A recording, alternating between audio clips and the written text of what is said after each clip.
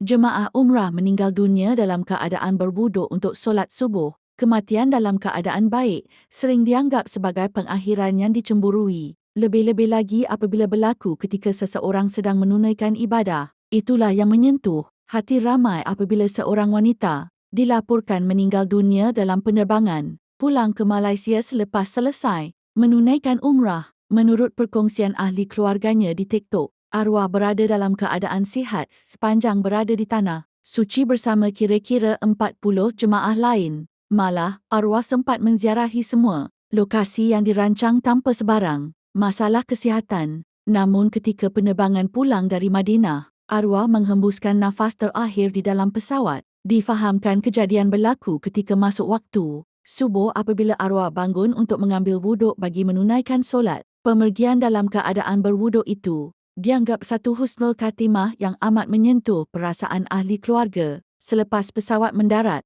jenazah dibawa ke Hospital Srivijaya untuk urusan lanjut sebelum dimandikan dan dikapankan. Jenazah kemudian diterbangkan pulang ke Kelantan untuk dikebumikan. Kisah pemergian ini menjadi peringatan buat kita semua bahawa ajal boleh datang pada bila-bila masa, di mana jua kita berada. Namun pergi dalam keadaan sedang bersuci selepas menunaikan ibadah suci di tanah haram adalah satu anugerah yang amat didambakan ramai. Moga kisah ini menginsafkan hati, menambah rasa syukur dan menjadi inspirasi untuk kita terus memperbaiki diri sebelum tiba giliran kita pula dijemput Ilahi.